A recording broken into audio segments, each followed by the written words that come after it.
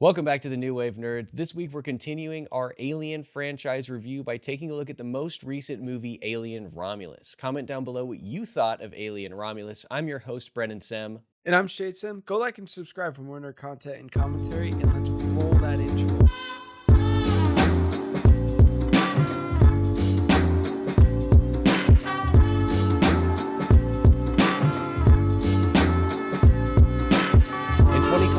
Alien Romulus, while scavenging the deep ends of a derelict space station, a group of young space colonists come face to face with the most terrifying life form in the universe. The film was directed by Fede Alvarez and written by Fede Alvarez and Rodo Sayagues, pronounced incorrectly, and it stars Cailee Spaeny, David Jonsson, Archie Renaux, Isabela Merced, Spike Fearn, and Eileen Wu. Now, as always, we're going to begin with a brief non-spoiler review. Shayde, what did you think of Alien Romulus? I love this movie very much. We have talked about this movie right after it came out. Of course, when it came out, I didn't go see it in theaters, and you saw it before me. But you said you love this movie. You were like, "This movie's great. You have to watch it." And I was like, "Okay." And I watched it for the first time, and it was fantastic. Oh, this was the first time you watched it. I wasn't sure. I meant to ask you earlier, but I forgot. Yeah, no, it was great. I definitely agree. Yeah, this is a great movie. And I think one of the reasons that it's great is because it really does feel like it captures the spirit of that original Alien movie. You know, we've talked originally about how, like the original series of sequels, that each one was a different genre, which I think was a fun little twist.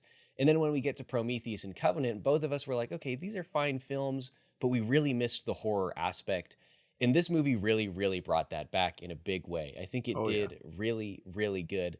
And yes, I did get to go see it before you. Shout out to my brother Brady. And the only reason I was able to watch the movie is because he bought tickets. And then I think they ended up going to a convention somewhere. So me and my dad went instead. It was a great weekend. Yeah. It was a great movie. We saw it at the Alamo Drafthouse. I see. I would have just seen it at the Norfolk 7 Theater. Well, I think Brady bought the tickets at the Alamo because they had, they always do like the special collectibles and stuff. And he made sure that we picked him up for him there. But definitely seeing this movie in theaters was really, really good. I was nervous because I hadn't seen it since that time in the theaters. I was nervous coming into it, whether or not it was going to hold up to my memory. And it definitely does. Yeah. Yeah. Well, good. Yeah, I mean, what? Nothing. Yeah, well, good. Yeah, it's good. Yeah, well, good. It's good. Yeah, no, I mean, they really kept that first Alien movie thing alive, which you have said. That's exactly how I opened the thing. Yep. But that's exactly what they did, and you can really feel it in this. Yeah, it was definitely a good return to form, and I hope that if they continue making Alien movies, which I'm sure they will, because this one was spoken about really highly by both fans and critics, I hope that the sequel continues the tone. Yes. I hope that they make a sequel to this movie, and not... I hope any future sequels don't feel like... Okay, how do I describe this? I hope Alien Romulus 2 doesn't feel like Aliens. I hope it feels like a sequel to Alien Romulus. That I see what you're doing there. You know what I mean? Because like this movie feels like it's a return to form for the original one. I think some studios might be like, oh man, this worked. What if we do the same type of story that we see in Aliens, but make it in 2027 or whatever? And I don't know if that's gonna hit quite so well. Yeah, well, I mean, Aliens is kind of the same idea as Alien Covenant, right? Right? They're on like a different planet. They're on a different planet, and, it's this planet with a xenomorph, and they have a station, and stuff starts going haywire. That's kind of like the idea of what all goes on in Alien. What? In Aliens. I mean, vaguely, kind of so. Insofar as, yeah. So I'm looking at the synopsis of Aliens here. It says, decades after surviving the Nostromo incident, Ellen Ripley is sent out to reestablish contact with a terraforming colony, but finds herself battling the alien queen and her offspring. I guess, yeah, technically that is vaguely similar, but the difference is that Aliens it's straight up just action movie, right? I mean, it's all about Ellen Ripley being as awesome as she can be, holding the machine gun while saving a child, shooting the alien queen. And that's not quite what we get in Alien Covenant. What a woman. What a woman. All right. And with that slightly creepy note, I think we're going to head into the spoiler section. It's a compliment. All right. Yeah, but I think it's just the way that you said it and the way you're covering your mouth when you said it. No. Don't say it like that. All right. We're going to head into the spoiler section. If you haven't seen Alien Romulus, you're missing out. Yes. But from here on out, we're going to be talking more in depth about the story. So now's your chance to turn off the review and come back, because we'll be here. If you haven't seen it, go watch it now. We'll still be here. Yeah. Welcome back. Did you like it? Time to see if you'll agree with us. Was it fun? Was it bad? Was it as chest bursty as you wanted it to be?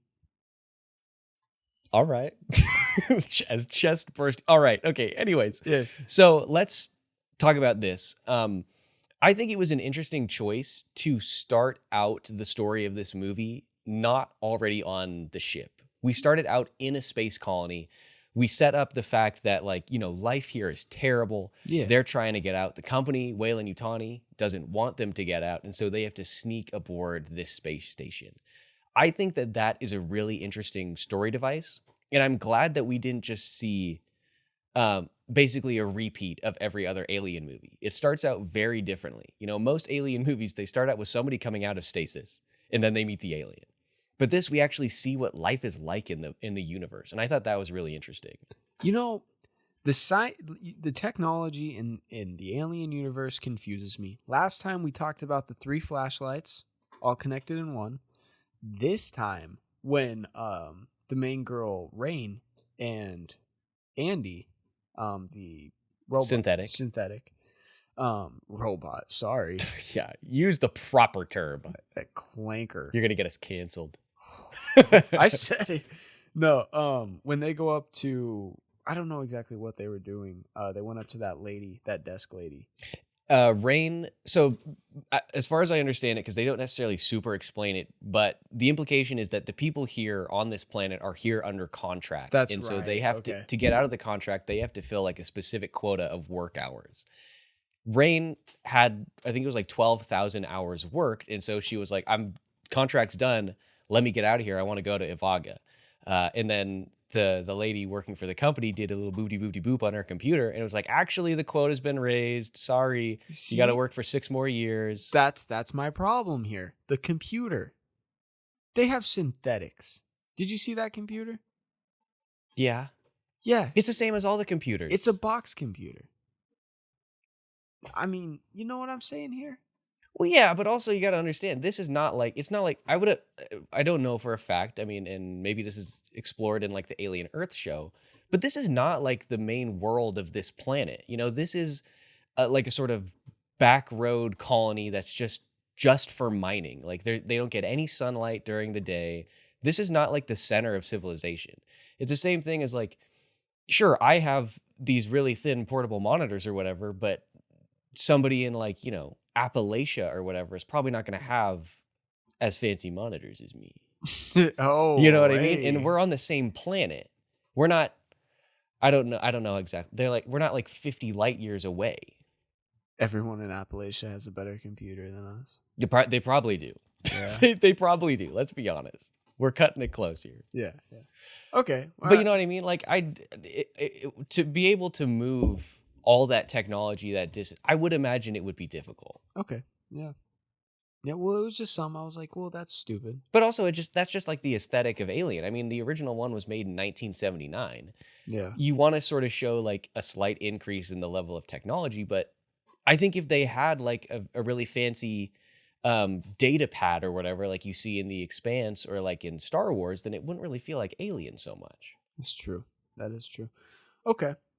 That's a fair point. I was confused. I was like, well, we don't even have box computers anymore. We threw all those out. Those don't exist. Except at Goodwill's. You have no idea what you're talking about. About a box computer? You got no idea what you're talking about. Buckaroo Bob. Do you know what you're talking about? Yes. When's the last time you saw or used a box computer? Used is a different question because I spend a lot of money on my technology. Saw. Saw? Saw. Not that long ago, dude. You ever been to a library? Not since high school. Okay, I'm not talking about like the high school library. I'm talking about like a public library. Yeah. They don't have the best computers there. I mean, the library I go Let's to. stop arguing about the computers, dude. They exist. Box computers exist now. I'm just Not saying. everybody can have like a $1,500 cool tower. You privileged 1%. You don't even. The only reason you have a computer is because I gave it to you. Yeah. All right. Let's talk about Alien Romulus, dude. Yes. We need to talk about the effects of this movie. Yeah. They are so good.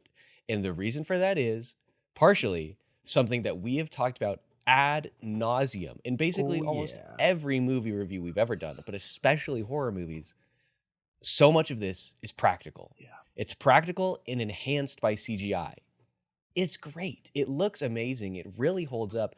And it adds to that level of realism. And it, like we talked about with, I think we were talking about it with lightsabers in one of the previous Alien videos.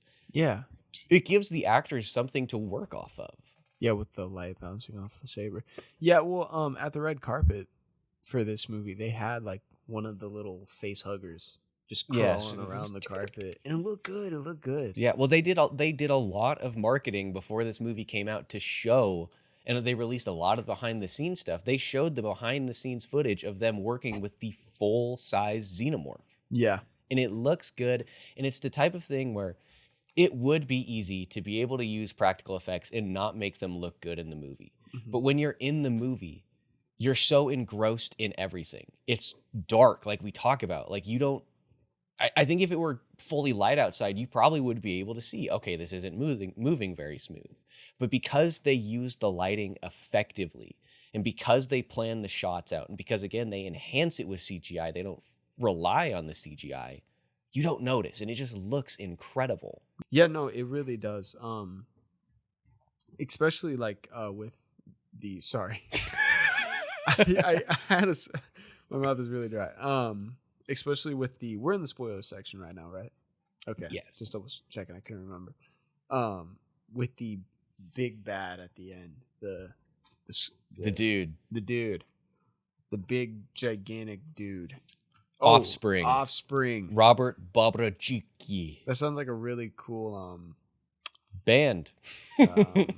Sounds like Offspring sounds like a cool band. That's because they are a band, Shade. That was the joke I was making. Oh shoot! I thought you would get. I felt like you would have known the Offspring, but I guess not. No. Offspring sounds like a really cool superhero. Offspring? Yeah. What would his powers be, though? Yeah, I'm putting you on the spot. He can just shoot babies out of his hands. I was thinking something more along the lines of like Vandal Savage, like immortality, but. But you went with like the Silver Age, like Superman shooting tiny Superman out of his hands. Yeah. Every time he dies, he comes back as a baby. He is just a baby. He's just a baby. He's like Boss Baby. He's Boss Baby, but he fights Galactus. Yes, he's just a baby. So we've just described Franklin Richards. He has the mind of a 40-year-old, of course. Sure. But he's in a baby's every body. time he dies, he gets reborn, but retaining all of the knowledge he has. So he's the smartest baby of all time. But he grows up, Shade. I was not saying that he's a baby the whole time. I was saying that every time he dies, he's reborn with all of his knowledge and then grows up normal until he dies again. And then you're really stuck on the Boss Baby thing. That's such a funny idea. I mean, come on. He's with Iron Man, but it's a baby? Is he in like a baby Iron Man suit, or what's the deal? Why is he with Iron Man? He's just a baby. He's just with Iron Man just like adopts this kid, and it's like, dang, baby, you smart. No, he doesn't adopt the kid. What?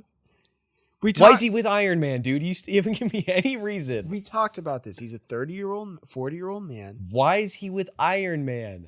Why was that? I asked 4 times. Why was that the character that you pulled? I'm getting there. He's with Iron Man because... Why is he with Iron Man? We talked about this. He's 40 years old, but a baby. It's obvious. He's with Iron Man because he has to be for a mission. So this baby's what, like a shield agent? Yeah. Agent Offspring. Agent Offspring, actually, apart from the idea that is dumb that he's a baby all the time, Agent Offspring, actually a good name. He took over after Nick Fury dies. Bro, that happened so long ago. It's been a little bit. The whole Hydra thing took it all over. Well, we're talking about in the movies? This is a character in a movie? Yeah. He regrouped it all, composed it back together. Offspring. Why are you moving like you're John Bernthal? Let me tell you something. Agent Offspring. Yeah. Oh, he's a baby, but he talks like John Bernthal. Let me tell you something, mommy. Agent Offspring needs more milk.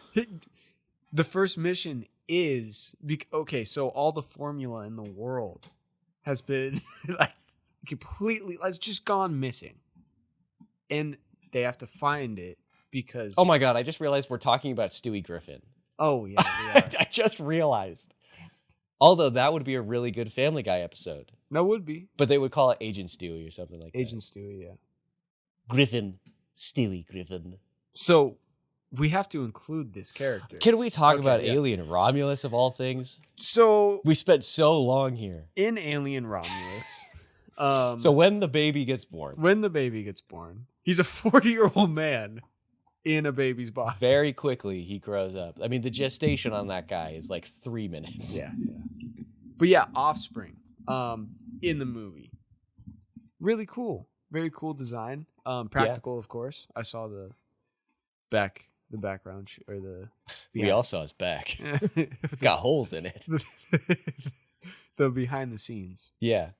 Looks great. I mean, they did some crazy work with that too. Well, okay, and so here's the thing that I was kind of hoping that you were going to bring up with the Offspring, but I like the fact that because you like the design of these characters much more than I did, but he looks almost like an engineer. And to me, that is so cool because the reason that this guy is born like this in the first place is because Isabela Merced, because Hawk Girl, when she's pregnant, injects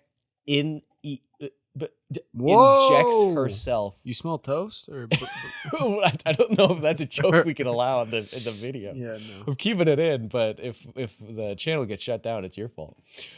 She injects herself with what is it, compound Z01, or if you're for our Commonwealth listeners, Z01. She injects herself with this goo, which is the goo that we see in Prometheus. Yes. And even the really, really badly CGI Ian Holmes says this is what Mr. Whalen was looking for. Yeah, Ian Holmes looks a little rough in this movie. Yeah, it looks bad. I remember in the movie it looked really bad, but then after the release, there was an article where they were like, we're going to make him look much better for streaming. And it didn't. Yeah. So I don't know what they were talking about. Yeah. I don't understand. Like, I get for the inherent connection to the original Alien movie why you do Ian Holm, but in a universe where we've already seen like 50 million other synthetics, why don't you just go for a different one? Why don't you get a different actor? I mean, the fact that he looks like Ian Holm has actually no impact in the story whatsoever. I mean, it's not even like his name is Ash like it was in the first movie. Oh, yeah. You know what I mean? It's a different synthetic with the same face model. Like, it has nothing to do with the original. So, like, why don't you just go for a different actor? Or for fun? I mean, you probably couldn't pay him enough. For fun, why not bring back Fassbender? It was just nostalgia bait. He's around. But you can't, I don't even know if you can really call it nostalgia bait because it's not like the type of thing that they announced beforehand. Yeah, that's true. But it kind of is insofar as like a direct callback to the original. But I don't know. It was just a weird choice, especially when you can't make it look good. Yeah. It was silly. Right. It looked bad. What did you think of the relationship between Rain and Andy throughout this movie? Because these are obviously the two central figures. Yeah, well, it was like a really good brother and sister type of relationship, you know? More like Andy was a little brother. I think they do have a really, really good relationship. And it's interesting to see that sort of evolve and change throughout the movie, right? Because in the beginning, you can tell immediately how close these two are. You can tell that, I mean, we don't know for sure, but one would imagine that Andy has been around Rain since she was a little girl, right? And so then when we get into the middle of the movie, or not the middle. I think this is somewhere around the first act when we get to that moment where Andy finds out, where Bjorn tells Andy that he's not coming to Ivaga with him. Just have that shift in the relationship, and then just have Andy be he's a synthetic. He's just fine with it or whatever. And then the way Andy changes throughout the movie because of the module.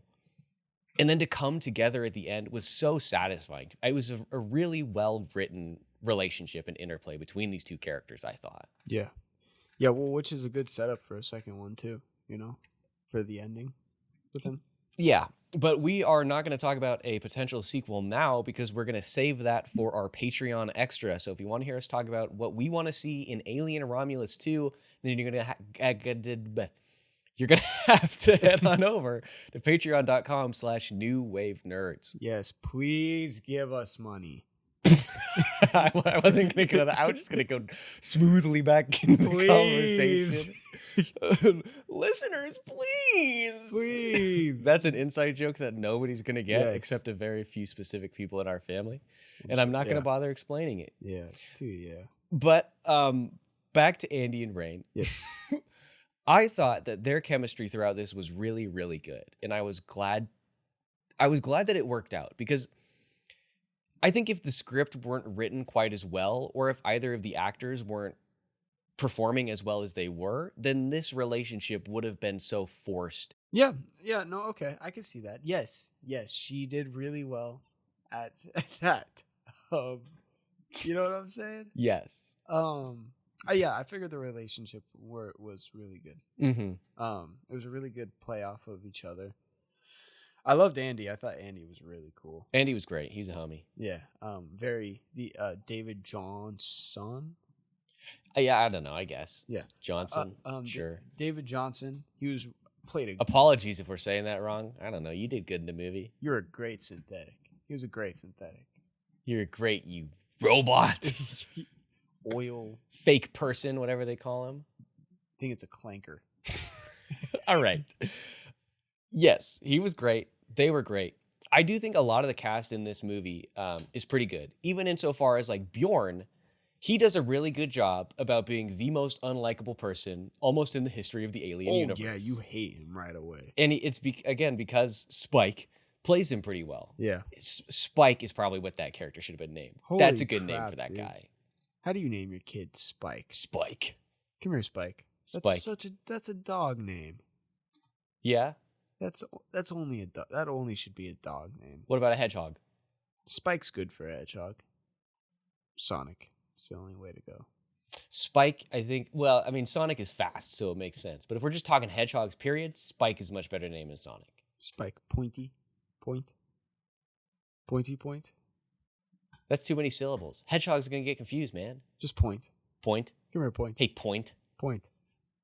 I think if you put too much emphasis on the consonants, it sounds a little bit like a slur. You know what I mean? What slur? Well, don't say it. I was like, I don't know, but I don't know for who, but it sounds like it could be. I mean, just put a little emphasis on the ends and tell me what you think, or listen to me say it. Point. Get over here, you point. Oh, you know what I mean? Sounds pretty bad. It sounds bad. Yeah. All right. So Spike, he does a good job being an absolute douche nozzle. I might say. He's a point. He's a point, dude. He is a point. He's a point. There we go. That's what. It's not a slur. It's just an insult. Just a bad thing. Yeah. Yeah. Point. I like that. Yeah. It's got enough. It's got those consonants, those hard consonants, where you're like get it in there. All the best insults and curse words have hard consonants. Yeah, like don't do it. Don't do it. All right. I also really liked Archie Renaux's character Tyler. Yeah. Good guy. He was a good guy, especially when it gets to the moment where he's like battling to save Kay's life. Yeah. When he's arguing with Andy. I mean, the performance there is really, really good. And I like that throughout this, you have like the juxtaposition of Tyler and Bjorn. Bjorn, who's just a jerk through and through. And Tyler is the guy who's always like, hey, Andy, you're a good guy. Yeah. You're the best, Andy. We're going to be fine. We're going to get out of this. It's all right. The plan is going to work. Everything's okay. He's a good leader is the thing. He's charismatic, and even if he doesn't, you get the sense that he cares. Yeah, he does care. He's a good leader. you do get the sense that he cares. Just copy everything. Yeah, he said when he eventually you just literally repeat everything. You're like, yeah, he's the one to Andy who's like, you're a good guy. Yeah. No, I liked his character. That scene where Kay dies and he finds out she was pregnant. Damn. Yeah, don't talk about that because we got spoilers for some section that's coming later. Ah, crap. But no, I really like them all. But I guess let's actually just move on to let's see. What do you who do you think is the best actor in this movie? Oh man. David Jonsson. Yeah, okay. That's what I thought you were gonna say. Yeah, Yeah. he's really, really good. He was great as Andy. Again, he's a great synthetic. He played a great robot. Well, and I think the best part about him is that he's able to switch back and forth between having the old outdated AI with the old module, and then when they put the module from Rook in him, his AI upgrades and he's suddenly much more well spoken. His motor controls are much better. He's understanding and he's not making dad jokes all the time. Yeah, you know what I mean? He's a bit of a He's got a new directive. To be able to do that switch is really good. And the way that he acts opposite Cailee Spaeny after when that happens towards the end, when she's trying to put the new module in him, is one of the reasons that their relationship works so well, I think. Yeah. No, I mean, yeah, he was great switching on and off.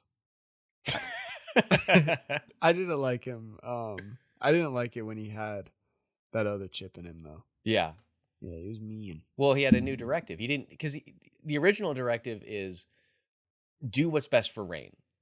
And then once that happens, he gets a new directive where it's do what's best for the company. So he stops caring about people. All he cares about is the compound. We got to get the compound back to the colony. Yeah. And so he's like, whatever, I'll leave Tyler behind.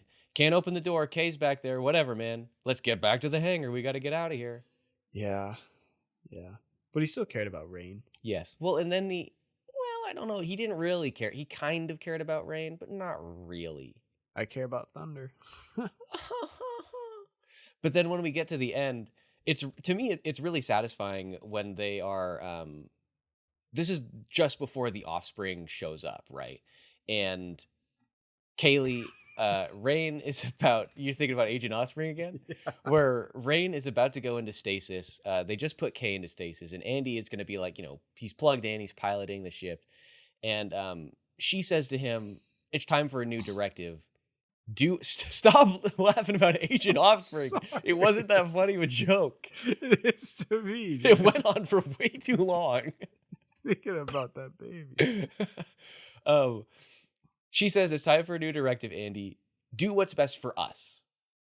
And he has that slight little smile at the end. That's really emotionally satisfying to me, and it is a great little capper to the end of their relationship. I knew that you were gonna say David Jonsson. So I'm going to say that the best actor in this movie is actually Isabela Merced. Really? I am, because she is honestly not given all that much to do in the script. But if you think back to the movie, 90% of the major horror aspects come from her. Yeah, that is She's true. the person who has to deal with the xenomorph first. She's the person who is in this really suspenseful moment where she's like trying to get to the door and it's slowly stalking her. She has the scream in the movie. It's a great scream. We talk about horror screams in movies. She did have a great scream. She's a great horror actor. She is. And she does so much like non-verbally. Because like I said, there's not that much written for her in the script, but she does so much with like her facial expressions and just her body language throughout the movie. I think she's really, really good. Remember that scream in Superman? She's flying through. Yeah. She's good at screaming. Good screamer. Yeah, I would like to see her in more stuff. I'm not super crazy about her as Hawk Girl. I think, maybe if she has a script where she actually gets more to do, then maybe it'll be better. But the little bit of her that we saw in Superman, I'm not a huge fan of. But I like her in this, and so I would really like to see her in more movies in the future. I think you mentioned she's a good scream, she's a good actor. I think she does have the potential to be like a really good horror actor. Yeah, no, I'd like to see her in some more horror movies. Definitely. All right. So now we've talked about best actor. What do you think is the best scene in the movie? Oh man, best scene. I already said that.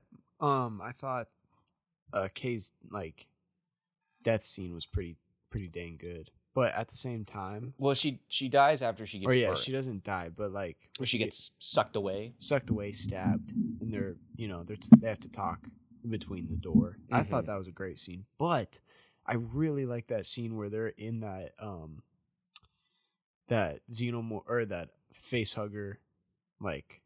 Oh, the first time we see the face huggers? Yeah, the face hugger sleeping room. You know what? This is so funny because that was literally the two scenes that I was debating over. Really? Yeah.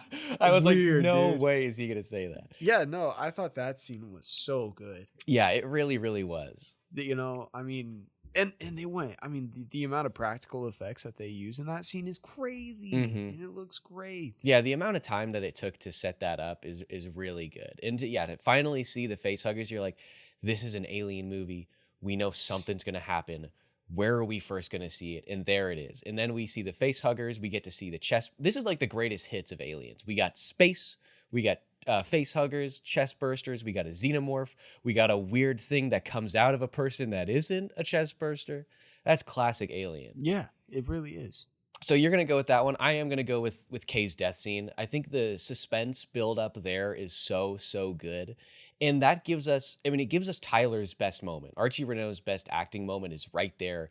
Like I said, when she's right at the door, this is before she gets sucked away. She's right at the door and Tyler is begging Andy to open the door. And he literally falls to his knees and is like got his hands clasped, begging Andy. It was so good. And to just see Andy standing there, not caring at all. He's like, I got to get the compound out of here, dog. This is not what we're here for. And then also to see Rain slowly realize just how much Andy has been changed by the new module is really, really fascinating. Yeah. I love that scene. It was so good. Great scene. It really was. Yeah. Both of them. Great movie. Great movie. Great movie. Great movie. Flipping 10 face huggers out of 10. 10 out of 10 face huggers. I'm going to give it 5 out of 5 chest bursters instead. 5 out of 5 chest All right, bursters. so yeah, final thoughts. We're obviously kind of doing them already. Great movie. Great. I mean, yeah. If you haven't seen it, go watch it. It's streaming. Whoa. Go ahead. Yeah, no, it's on Hulu. Disney, Hulu. I think it's probably technically on HBO Max too. It's a good Disney movie. It's a good Disney movie, you know. Yeah. But no, definitely, it's really good. And if you like the first Alien movie, then you're definitely gonna like this one. I mean, this movie is, apart from the great effects and the really good acting and the good story, it's just shot beautifully. Really quick, what did you think about the zero gravity scene? Which one? The scene where it's at the end. Where she's shooting the xenomorphs? Yeah, and there's blood floating now, like xenomorph blood, like floating through the air. It was smart. I thought that was sick as crap. It was pretty good. I mean, it was a really good idea. Yeah. In the moment when it happened in the movie theater, I was like, oh, okay, I get it. This makes a lot of sense. I'm glad that they showed us this early on, because it's a great callback. The second time, I was like, okay, I really just want to see the Offspring. I want to see Agent Offspring over here, you know, because I knew it was coming, and so I was like, all right, I want to get to the next bit. But no, it was a good scene. But definitely, it wouldn't make my top 5 for sure. Okay. Yeah. No. I thought that was really cool. It's definitely in my top 3. Yeah. Anyways, like I was saying, the movie is shot beautifully. Yeah. From the lighting to the color to the use of the red. There's so many shots that are like frames within frames, which I'm a big fan of. It looks really, really good. Slow push-ins and push-outs. There's not as many zooms in this, and I don't like zooms. So it looks really, really good. The third option that I almost picked for best scene was, if I remember correctly, this is after Andy finds out, or no, this is sometime after Andy has the new module put in place, I think. And it's just he's just standing in front of a door, and the composition of the shot is just so good. It's kind of a frame within a frame, but not quite. He's a little bit off center, and the lighting on him is just perfect. It just looks so good. Okay, yeah, the shots were great in this. Yeah, I'm so excited that hopefully they're going to be making more. I mean, let's see. I think, I don't know if it was officially announced, but there was an interview shortly after the movie came out where they discussed a potential sequel already in the works that was going to continue the story. And the budget was an estimated 80 million. Opening weekend, it made 42. Gross US and Canada is 105. In gross worldwide is 350 million. Holy crap. So if they don't make a sequel, then they're not trying to make money. Yeah, no, you know what I mean? But we're obviously both excited for the sequel, and that's going to be what we're talking about in our extra episode, extra uncensored, exclusive, available only to our Patreon subscribers. Uncensored. Just like Unhinged. Just like to reiterate the uncensored. Yeah. Anyways, we are going to be talking about a potential Alien sequel. So if you want to hear that, you're going to have to go to patreon.com/newwavenerds. But I think that is where we're going to end the episode today. So again, comment down below. Let us know what you thought about Alien Romulus. Make sure to like and subscribe if you want more nerd content and commentary. And we will see you guys next time to talk about Alien.